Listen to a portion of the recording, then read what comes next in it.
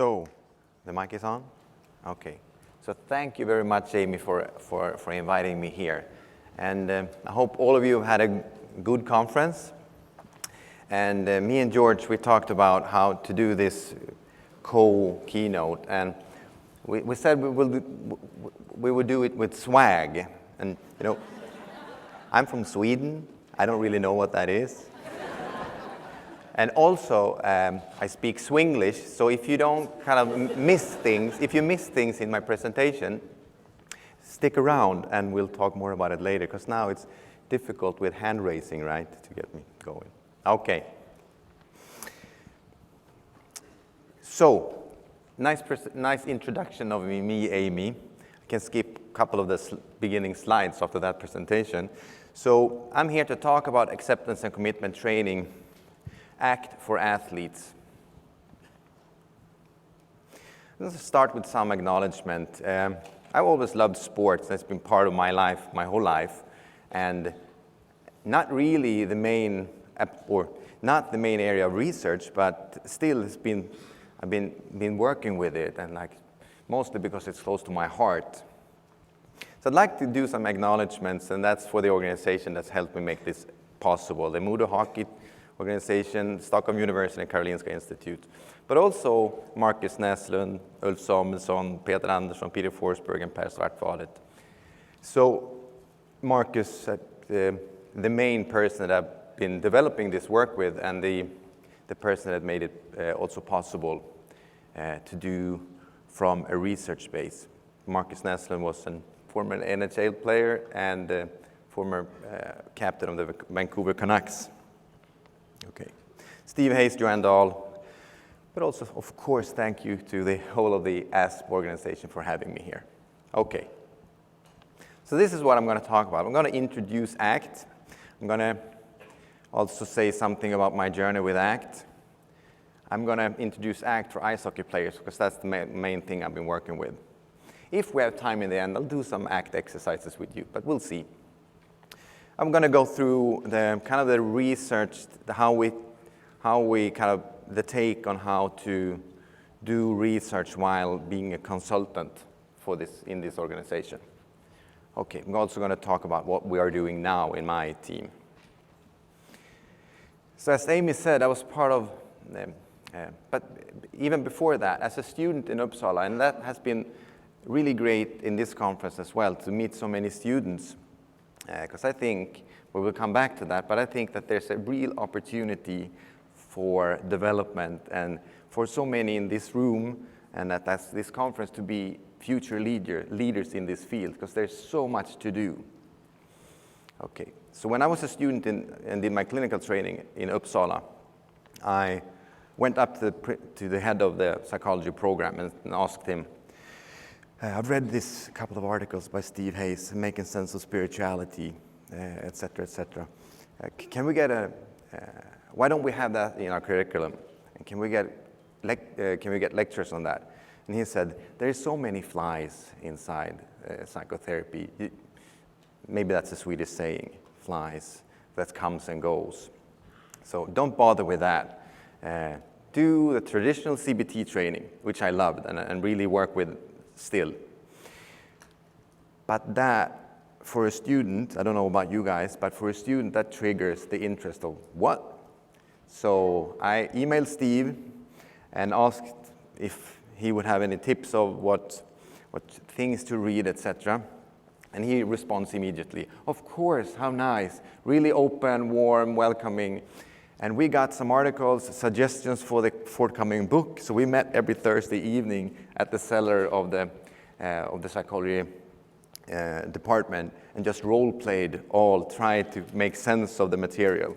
Because I thought that there was things that was missing in the CBT. The values piece wasn't there. The way of not necessarily trying to reduce symptoms wasn't there. But to be with whatever emotions and thoughts and experiences that you may meet when you live as a human being wasn't there, really wasn't there as I wanted it to be, at least. And ACT had that. You could still do a lot of what we do in CBT treatments, etc. but as well have this on our repertoire as therapists. So, also that ACT had a base in relational frame theory, which is RFT, which is a theory of language and cognition that is also testable in the lab, which I kind of liked because I'm also a theoretical geek. Okay. So from there, we were part of arranging the first World Conference in ACT and RFT, as Amy noticed. Since then, I've been much of my time has been about developing protocols for different populations, developing ACT protocols, testing them scientifically. I started out doing my PhD in India and South Africa for 3 years, traveling back and forth, which was an incredible experience to be able to do this work in different cultures and lead. Because I think most of the material we have, I mean, there are laws of human behavior.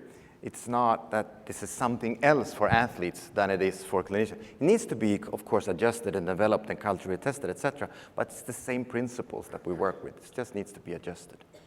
Okay. So I started out in the behavioral medicine field, but then came into psychiatry, where I put most of my time at the moment. All right. So 2011, Marcus called me, which was fun because I'm also from the same area as him, but of course very starstruck.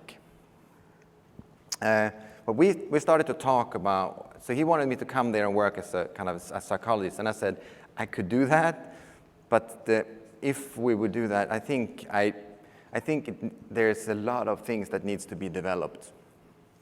So I would like us to use a scientific approach to the development of the organization, the team, and the individuals, to do research on it. And for him, that was really easy. Show result in a result-focused world. That was something easy for him to take. Also, when I said, we don't really, from a research perspective, know how to do this work. I have ideas and things that I think is fun. I have developed things, but so that was, and he said, I think when we talked later, he said that was one of the things that really said, I want you to work with us. Because he had so many also experiences for people coming up and saying, if you only work with me, I will make you this much better. And will produce this much more, many more points. And he was let down most of the times. So he was kind of wanting to work with a person, and we found each other in that work that wanted to kind of test our approaches and see what kind of result we could get. Okay, so don't brag. All right. All right. So ACT introduction. So Steve Hayes and colleagues wanted to change psychology when they started to work on this, and build a model that expands on the level of philosophy, theory, and also the clinical practice, which was ACT. The first ever study on ACT came '86, made by Steve Hayes and his first PhD student, Rob Settle. It wasn't called ACT at the time, it was called comprehensive distancing, mainly working with diffusion and mindfulness procedures. And after that study, there were no kind of clinical intervention study presented, more 15 years of development of the theoretical foundations of ACT, the RFT. And since the very first ACT book, then it really took off, being published more than, I think, around 350 RCT studies to date. This is a model that is often used when you read the textbooks on ACT. This is more a pedagogical model than a theoretical model, but it's a model that often is there in the literature. It's called the hexaflex model. You have these 6 processes: acceptance, diffusion, self-as-context, committed action, values, and contact with the present moment. All these processes ends up inducing psychological flexibility. I'll walk you through each of them briefly. So starting off with acceptance, it's an active process that we can teach, and what we want to help our clients to do is to make room for experiences, emotions. Instead of the flip side of acceptance would be more of avoiding it, trying to push it away. So acceptance or willingness of experience would be to get into situations and open up to the emotions, the experience that are there in order to be able to function effectively. Diffusion is a process more related to kind of creating a distance between a sense of perspective taking. So sometimes when clients struggle, they kind of tend to have the thoughts like this, right? I'm a failure, what does my coach think? I need to produce better, I'm the worst dad ever. So they kind of see the world through these thoughts that consider the thoughts as truth. So what we want to do with diffusion is to actually work to kind of get them out here, so you can see these thoughts. Because I mean, sometimes they're there. They're only language, right? They are there. They come and go. But to get them out here, so you can see these thoughts, but you can also see other things, right? So that's what we want to do with diffusion. Contact with present moment. It's a lot of the mindfulness. A lot of mindfulness training in that process. So the flip side of contact with the present moment will be being stuck in the past or stuck in the future, like what's going to happen then and there. So instead, training to become here and shifting attention to where I want it to be right now to be able to function effectively. Self as context is a process. The flip side of that will be being the content of your thoughts, like my roles in my life. I'm a dad, or I'm the researcher, or I'm the clinician, or I'm a psychologist, I'm the act guy. Like, as if that would be true, right? But sometimes it kind of feels true, and you're kind of starting to act as if, and as a role. That can really be narrowing the way you can be flexible, right? So self as context work, I think it's a really interesting process. The others too, I'm not going to go there now. So what it is, though, is kind of a sense of way of looking at the world from a certain perspective.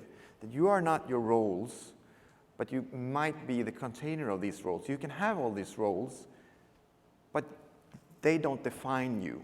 They are not you. You are the perspective from which you can see these roles.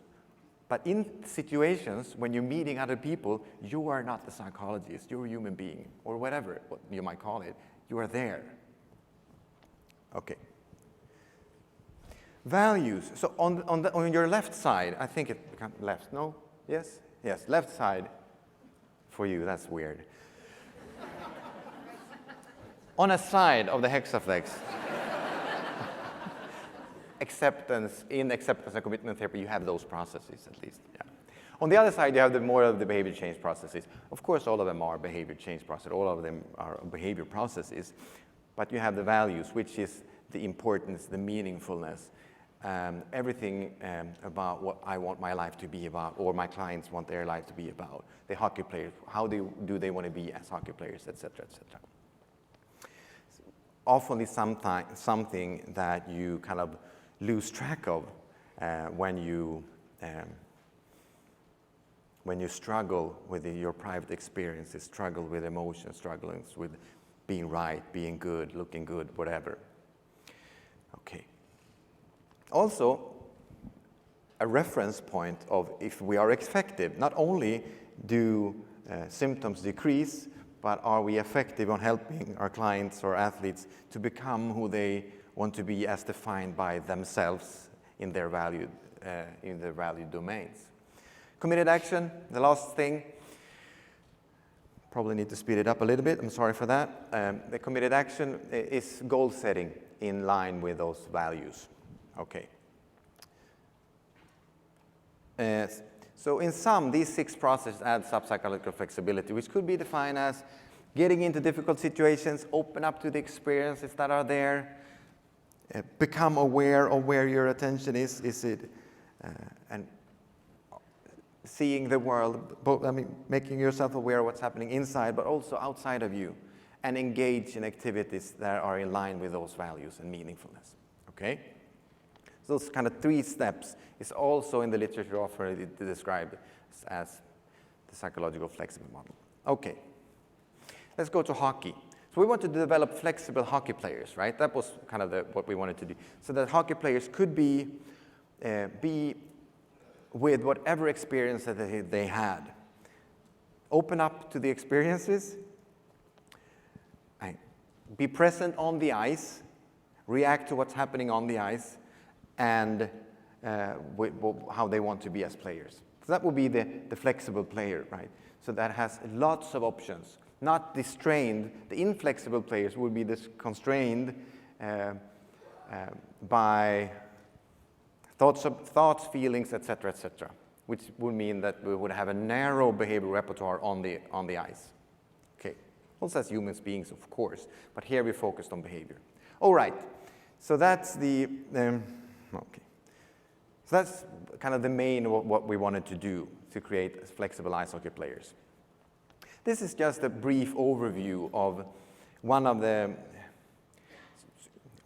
exercises that we've been using in all kinds of different protocols and adapted it for sports as well. The sports life, I borrowed it from Christopher Henriksen from Team Denmark, who just wrote this book on acceptance and mindfulness procedures. That's really worth read. So what we do here is do the functional analysis in the beginning on the floor, because that's the base of all ACT work, the functional and behavior analysis. Okay, so you start by, let's see if I can use them. Well, you can start anywhere really, but that's not going to work. Skip it. Okay, so let's say we do this in movement anyways. Thanks, Tim, but it's not going to work. Okay. So we do this in movement and try to kind of define the values. How do they want to be as players? Like the best players that they ever have been and wants to be. Questions like, if this was your last game you'd ever play, how do you want to be remembered? Right? So you kind of define that. You have that as a direction. And then back into, so what kind of situation, can you describe a situation where this is difficult? Thoughts, feelings, emotions, etc., etc.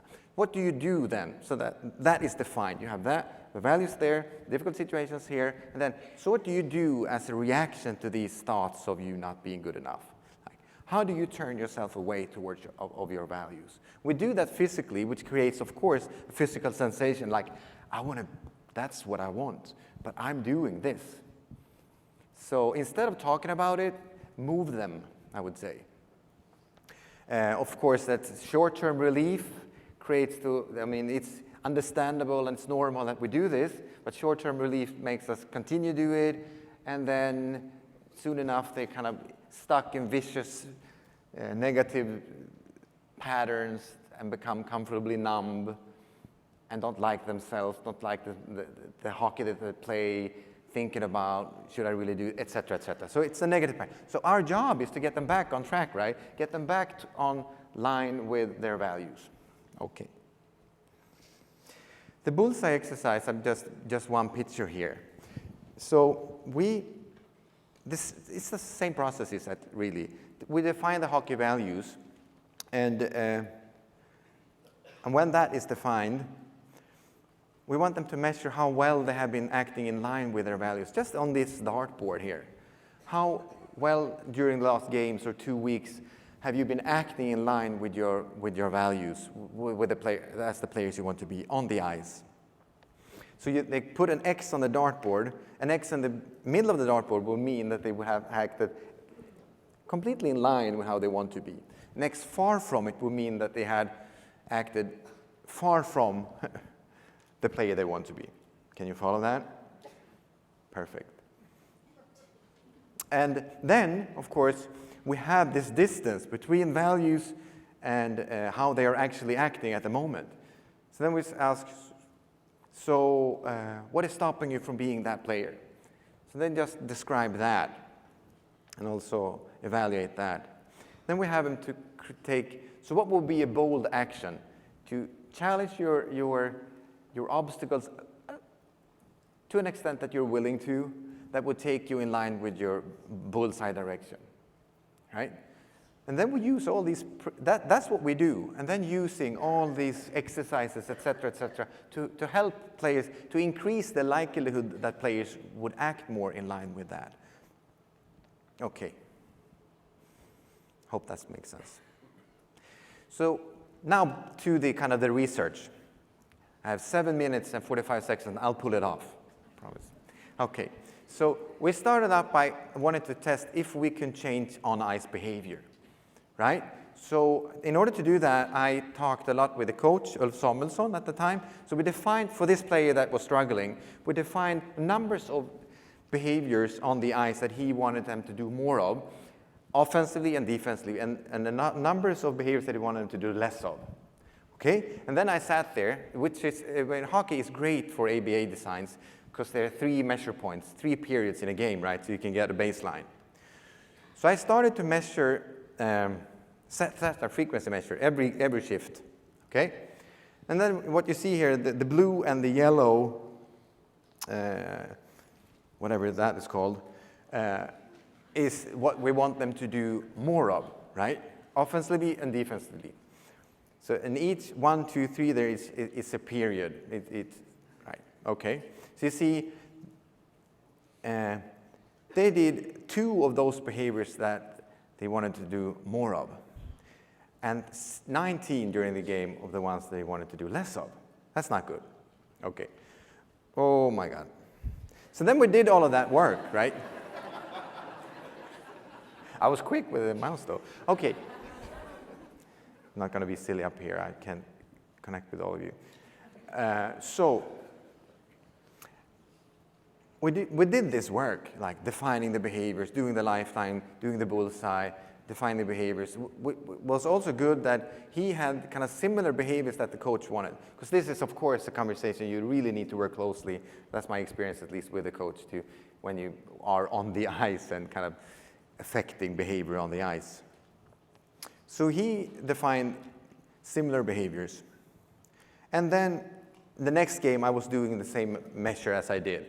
So what you see is that then the behaviors that the coach wanted him to see more of, you have 23 of those, and less of was 3. So we kind of flipped it around, right? Which means every shift he did differently between these 2 games. So that told us that we kind of can change on-ice behavior with this work. At least we hypothesized that. That's what we did. But then we saw that in the literature there was a lack of there was no really measures of the principles of values, acceptance, and mindfulness for ice hockey players. So we thought we needed to develop that. So that's part of the research thing we did there. So we took it easy and developed that. We developed this measure called Values, Acceptance, and Mindfulness Scale, published in the Frontiers of Psychology last year, because we needed to have a way to measure what we work with, right? And we had that and correlated that with on-ice performance, such as goals and assists, and it correlates pretty well. So higher scores on the instrument would mean higher points production. So that was good. But then we also needed to we needed to test if that was sensitive. Could we actually move these constructs? So I did a controlled group study. So I divided the team up in 2. So you had the senior team in Modo up in 2, and did a training with them 4 times, like 40 minutes. They had homework, and we did all these exercises, and looked at both if we can move and influence the scores on VAMS, but also if they liked it, like a feasibility trial. Okay. So what we saw there was that we actually could move that. We could move the scores on VAMS. Also, they kind of liked it. They thought it was important for their hockey development. As you see, 46% of the players rated that the intervention helped them to become much better players, and 64% is a little bit that we thought was good enough. 100% would recommend other players to actually take the course, which was also, we hypothesized being a good thing. I'm just thinking now, it could actually be evilness too. Okay. So what we did after that was, of course, to do the RCT, randomized control trial, which is the manuscript is in preparation at the moment, where we wanted to see if we could actually influence the hard data in ice hockey, points and goals and assists, right?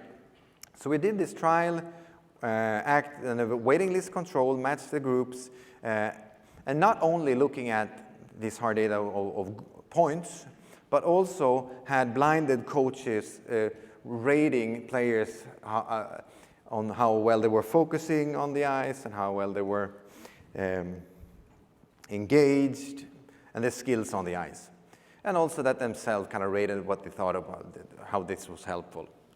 Okay, the intervention was the same as in the control group study. Same structure, session purpose, experiential exercise, and then homework assignments, and a lot of contact during.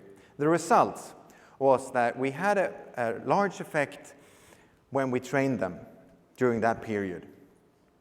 Okay, so it was significant. However, at long-term follow-up, where we from post to follow-up, they are back to the same. So we couldn't say, we don't have anything on long-term follow-up, but when we trained, we had an effect on ice. Okay. The players reported that the intervention had been helpful for them. They also reported, as in the latest, that they helped them develop as ice hockey players, and also that they would recommend, same here, recommend others to take the course, which was good. So result summary of this study was that when we trained the players, approximately 50% increase in total points in the ACT group at post. No long-term effects established, and that is something we haven't figured out yet. The coaches reported a significant improvement in focus and on-ice skills for those who trained ACT, and that rating is consistent long-term. The study is ongoing now is taking this material, putting it online. We are undergoing a study at the moment with 60 elite ice hockey players in Sweden, where we train these procedures and measure the effects. But we also want to look at a lot of other things.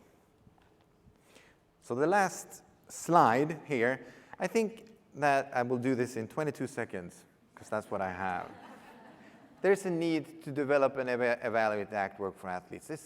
So many sports, so many areas, so much to do, not only to develop with the work, but also instruments, how to measure it.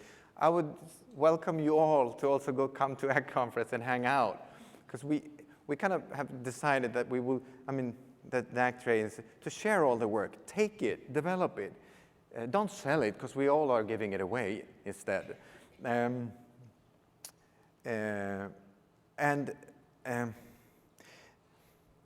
there's an opportunity here for us to make a difference, that's my thinking.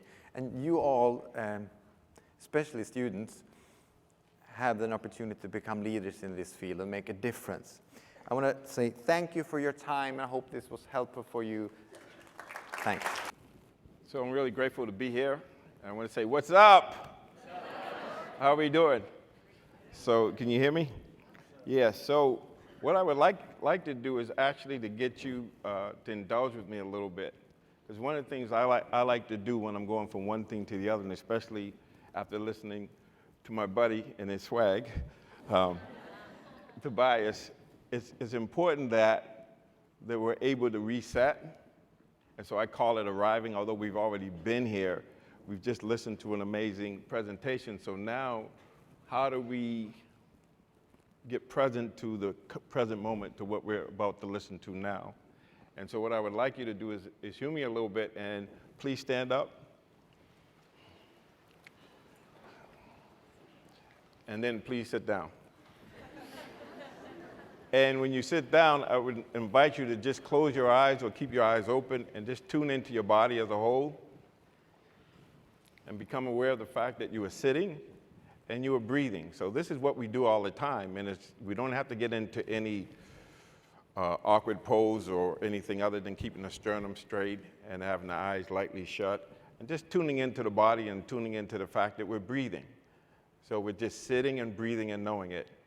Breathing in while sitting, breathing out while sitting, and then forming the intention. So we're using just the right amount of effort, not too much, not too little, but just enough to make contact with the body and the breath. And for some of us, we may not know whether we're breathing in and out, and in that case, you can just breathe out, and then you know you're breathing in, and then just following the rising and falling of the belly, the expansion and contraction of the chest, the moving in and out, the top of the nose and the upper lip, so that we're just sitting and breathing and knowing it.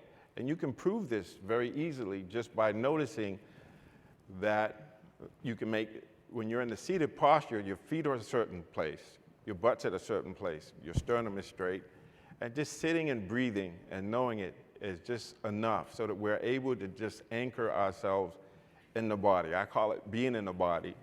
So we're sitting and breathing and knowing it and allowing thoughts or images or sounds to just be there and just to anchor ourselves in the sensation of sitting and breathing. Allowing sounds other than the sound of my voice to just be there and float through. And even if you're not into this or if it feels a little awkward, that's fine, but just pay attention to how you're feeling, even that awkwardness or what's in the body. Is there tension? Is there ease? So we'll just take a few more moments of just breathing in and breathing out and knowing it.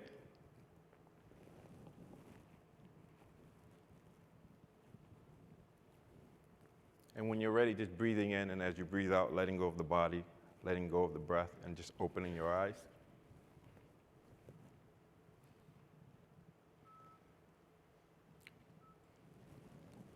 So, I'm here. I feel like I'm here. Do you feel like you're here? Yes. So, thank you, Amy, for the introduction, and thank you, Tobias, for setting up, talking about the process of making the change. So, I'll talk a little bit about myself. It's interesting. I always have notes, but I don't really use them. This is kind of like Linus's blanket. I like to have them, make sure I have everything. But I want to talk a little bit about myself, got 24 minutes. Talk a little bit about myself. Recently, I've been reflecting because I feel that even though we talk about mindfulness and meditation as just sitting and being still, a big part of it is reflection. And true understanding comes when we reflect on our experience, on our values and that sort of thing. So just to think about it, is this summer I reached a couple of milestones. I've been clean and sober for 35 years, as of July 30th. Thank you.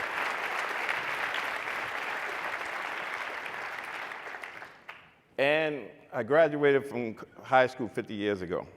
Now I'm still trying to get my head around that one. But 35 years of recovery, 50 years since I graduated from high school, and I am more enthusiastic and more excited about life than I ever been.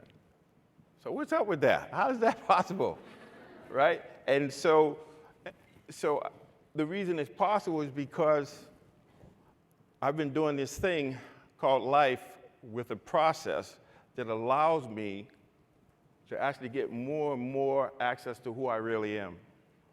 And guess what? I have a masterpiece inside of me. Some people call it Buddha nature. Some people call it Christ consciousness. Some people even call it the divine spark. And so I've been able to, just like Michelangelo, when they asked him how does he create these masterpieces out of these chunks of marble, he says, all I do is chip away to get to the masterpiece that's already there. So when I work with people, when I work with myself, I'm not trying to fix anything. I'm just trying to chip away, let that masterpiece express itself. And so I've been doing that on the down low for 35 years. I noticed this is the 34th conference. 35 years ago, I was doing this as a one-man band. and my teacher, Jack Cornfield, one thing about teachers in this tradition, they're good friends. They always force you out of your comfort zone. First, Jack said, you got to write a book. It took me 20 years to write a book. And he would say things like, by the time you write a book, Kobe and Michael Jordan, they won't even know who they are. He would say things like that. So recently, he's been getting on me about developing a certificate program to train people to be, to be able to work in all domains like I do. But I don't see it like that. I see it as training to be yourself, or training to be myself. And so one of the reasons why I'm so excited about things is when I reflect back on my experience of somebody being a dope fiend, having to get high several times a day, but being functional. And then when I got clean, I realized I had chronic pain.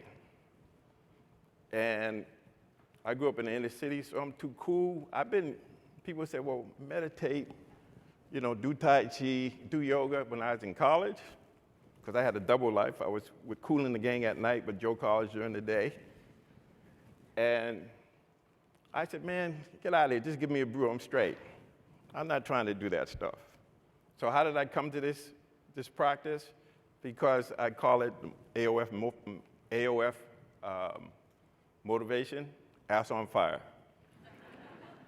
So in my experience, unless there's a sense of urgency, unless there's enough pain where doing what I've been doing doesn't work, I'm willing to try something new, even willing to do things that I didn't think was cool.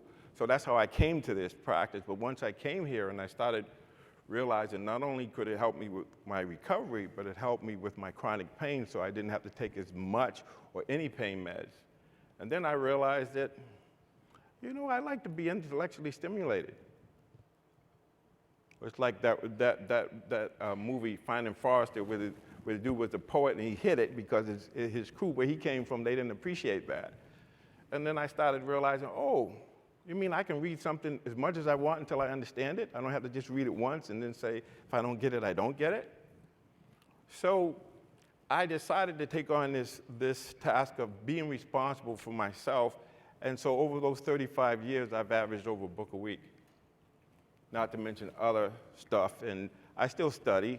So I'm not known as a scholar, but I study a lot, and I practice a lot.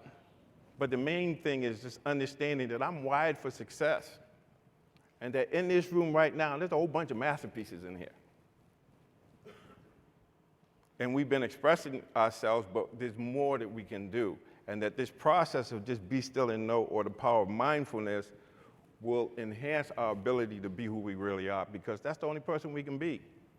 But I don't know if you know it, but the universe is willing to tell you who you are, who you should be.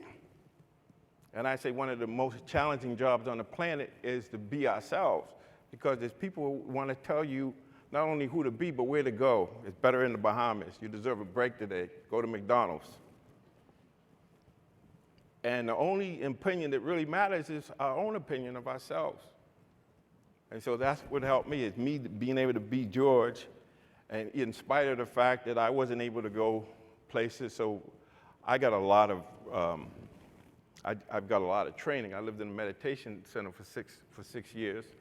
And in that meditation center, I didn't really teach at that meditation center that much when I lived there, but we would get requests. This is going back to 1980s.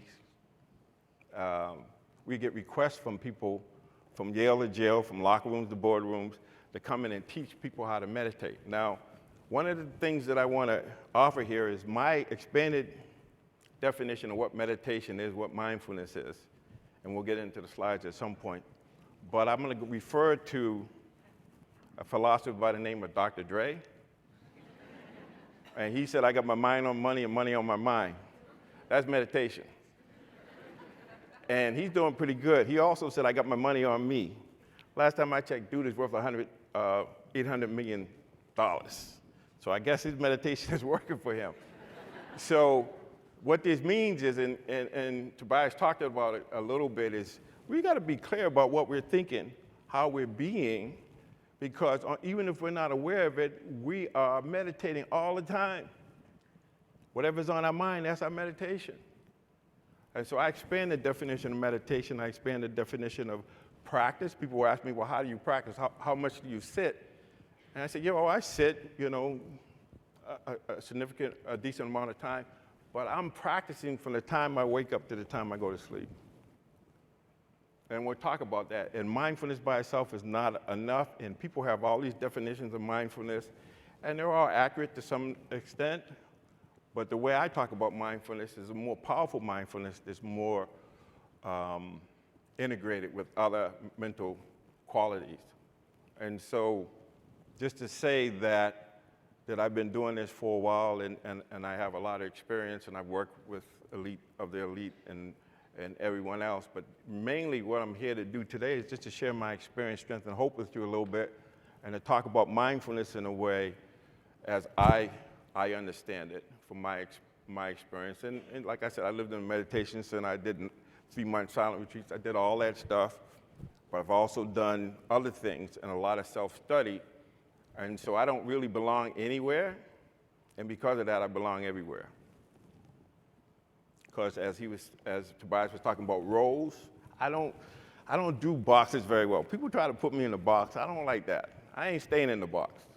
It's just not going to happen. So you can put me in a box, but that's your problem, not mine. Because I know who I am, or I know who I want to be, or where I'm going. I know what my values are. So I'll get into these slides a little bit. I don't usually like using slides because it takes time, and usually the feedback I got is either it wasn't enough or too much. You ever notice that? So the power of mindfulness, so I'll just go through these slides a little bit. What is mindfulness? Now, this is a definition. I made these slides a while ago, and I look at that slide, and there's too many words on it. Because one of the things I've been able to do is to simplify what I'm trying to say.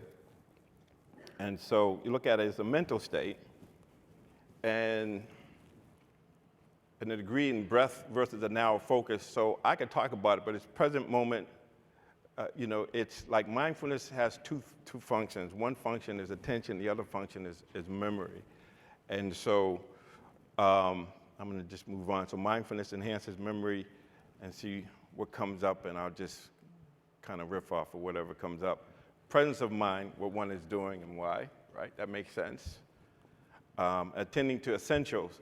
So when we say be mindful, so when I was asking to be mindful of your body, be mindful of sitting, if I say be mindful, if I don't give you what the essence is of being mindful, it's just being there and then noticing our experience by sitting and breathing and noticing the body, noticing we're breathing in and breathing out, even if we don't know if we're breathing in or breathing out, just by paying attention at some point, we'll notice it. But we have to have the right idea of what it is we're trying to do and what are we being mindful of.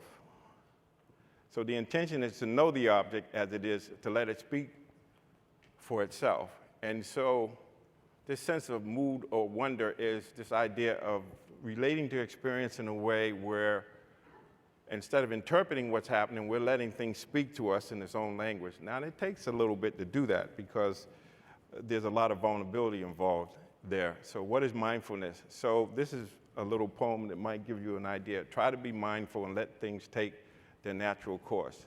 Then your mind will become still in any surroundings, like a clear forest pool. All kinds of wonderful rare animals will come to drink at the pool, and you will clearly see the nature of all things. You will see many strange and wonderful things come and go, but you will be still. This is the happiness of the wise ones. So this idea of be still and know, I got that, I heard that in the Bible. There's a lot of mindfulness in the Bible.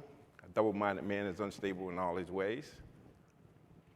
And even in some of the other religions, we talk about presence, we talk about this stuff.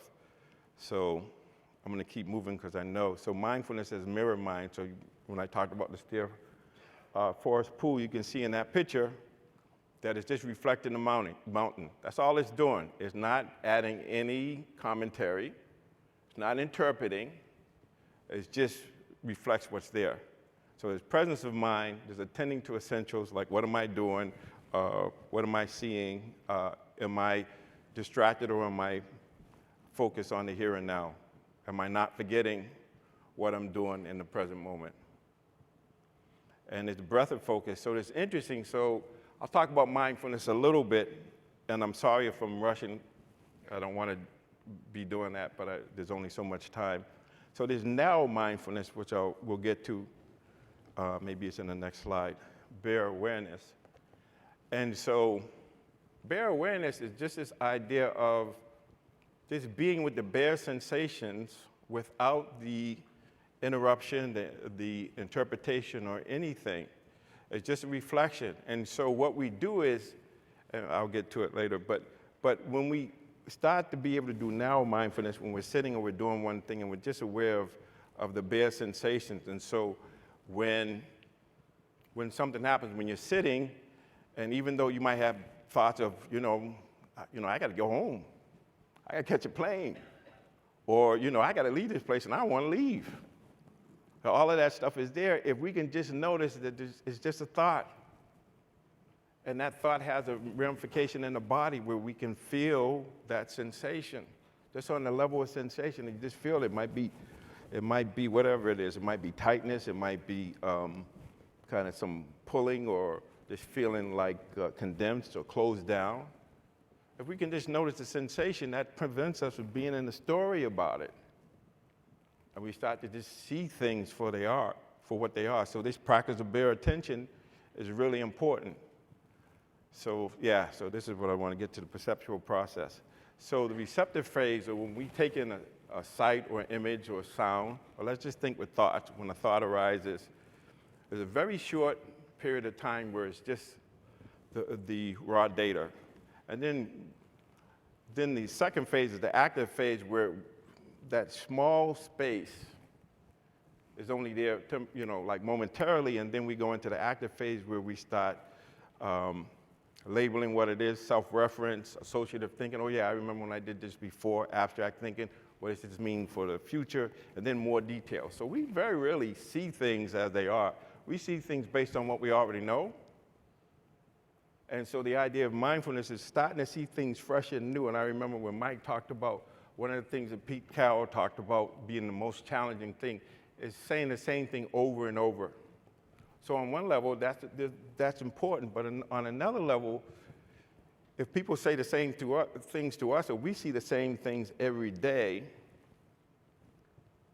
we can see them with fresh eyes, with kind eyes, and act like we don't know anything. And that's what I had to do since I've been here, because I know a lot. I have a lot of experiences, and I have to really work at just acting like I don't know anything, and just listening from that space of not knowing. And that takes that's being vulnerable. So I'm going to move on because I know we're going to run out of time. So the power of mindfulness, or this process of the 5 spiritual powers, what I call them, is we create space between stimulus and response. And as Viktor Frankl says, in that space, we have the freedom and power to choose. And so when Tobias talked about those values, so when we have space, when we can just see things, and instead of getting engaged, we can just have this relaxed receptivity or this silent witnessing where we can see things. Because it's interesting, it's called self-observation, as Tobias was talking about. We have this ability to step back and observe experience. But do we do that? Do we know how to set self aside so we can just observe things as in an uncritical manner? And so a lot of the times how I get to know my secret self, the self that I have on the down low, is when I can observe my reactions to life.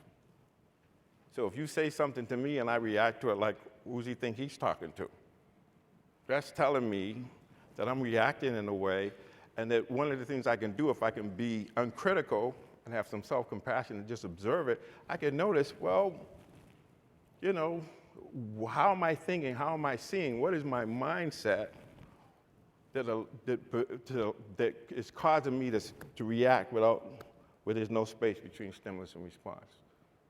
And I'll give you an example of that. When I got into this mindfulness-based stress reduction, and I had chronic pain, and I'm dealing with pain. Sometimes the pain was, I'm afraid or anxiety. And part of me is like, I'm from the city. I don't get afraid. I'm cool. Nothing bothers me. Like the guy in the athlete in the Olympics that was in denial. And then my body would say, I don't know about you, dude, but we got some stress in here. your shoulders are up around your ears. There's some stress in here. And so that self-honesty, being able to say, okay, even though I don't think I'm stressed out because my body tells me. And so then when I can see that, now seeing my reaction to something, once I accept it, and I call it the 4 A's, maybe this is something you can take away with. The first A is awareness. Second A is acceptance. So when I can accept that I have stress, now the third A is action, and I like to call it compassionate action. Now that I know that, then the question is, how do I relieve the stress? Or how do I manage it in a way where I'm not creating more stress? And then the fourth A is assessment. Okay, so how did that work? What do I need to learn, practice, and perform? Performance is based on what, when I make a mistake or if it doesn't go so well. Now that's telling me what I got to learn, what I have to learn, and what I need to practice, and then see if I can get it closer to, or as Tobias says, if I can get back on the right track, if I can get back on my aim. So the first thing is to know that I'm off track. I can beat myself up and say, how could you do that? Why do you keep doing that? No, ask the how questions. How do I get back on? What do I need to learn? And so it's like a growth mindset. And I will say this, that we are either, on a cellular level, we are either in growth mode or survival mode. If we're in survival mode, that's where the reptilian brain is there, and we got the sympathetic and the parasympathetic nervous systems are in play there. And so when we perceive a threat, we're in that fight, flight, or freeze. And this process allows us to be in the parasympathetic, which has to do with rest and digest, or what Herbert Benson calls the relaxation response. And even when you think about processing things, when we can be still and know, now in the left brain, if we're right-handed, that is always doing the linear thing, the words of the song, is dominating. Is when we can be quiet and be still, now that calms down, and then the right brain, or the intuition, the melody of the song, we're able to access this. So there's a lot of research on the science behind this, even if we get into neuroplasticity in terms of how we make new nerve cells, and mindfulness is really key in that.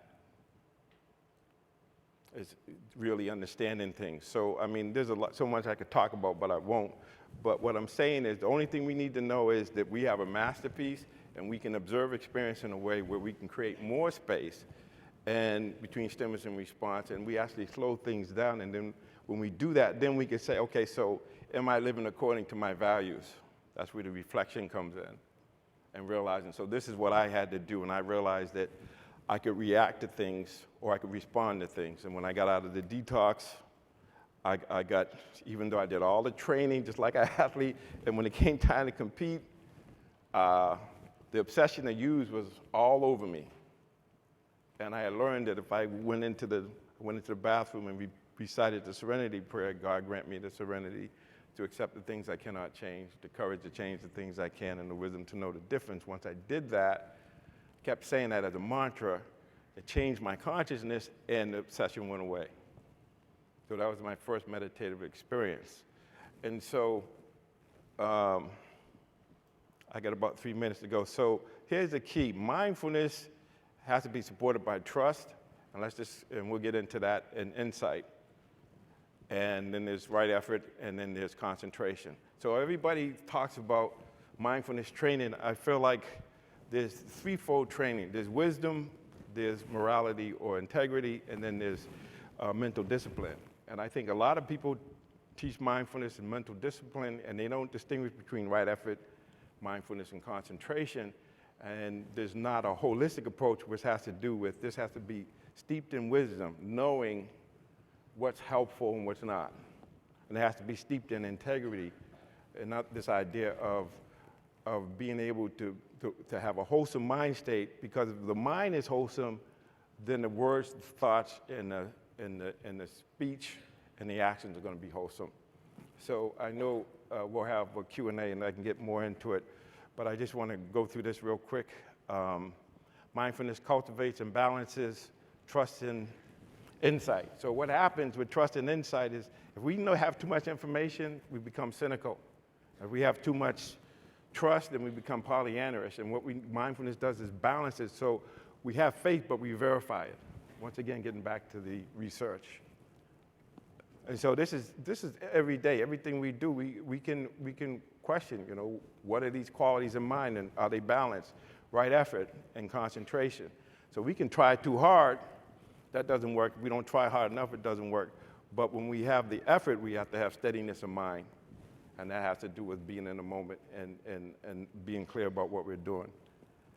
So I have a couple of videos here. So this is how it is. The glass is half empty, half full. If you see it as half empty, you're coming from scarcity, you're in survival mode. If you come at it half full, now you're in growth mode. Results of practice bring, I'm just gonna skip through that. Information, so think of insight as information, intelligence, and insight or direct experience. So in all of these I'll play this. journeys of mythology, there's a place everyone wishes to find. What is it? The Buddhists talk of nirvana. Jesus talks of peace. There's a place of rest and repose. Is that typical of the hero's journey? That there's a place to find? That's a place in yourself of rest. Now this I know a little bit about from athletics. The athlete who is in championship form has a quiet place in himself. And it's out of that his action comes. If he's all in the action field, he's not performing properly. There's a center out of which you act. And Jean, my wife, a dancer, tells me that... Okay, so I'm gonna have to cut that short, but there's one more I wanna show you because I got 12 seconds. So this is concentration, and this is my boy Kobe, so we're gonna go through that. So steadiness of mind beyond likes and dislikes, stillness. You take a look, Chris Rock sitting right next to Kobe Bryant, shooting the breeze, funniest man in the world, telling jokes, and take a look at Kobe Bryant. I don't even hear you. I'm on a mission, and I'm not knocking anybody else, because if I was Kobe Bryant... So that's it, yeah.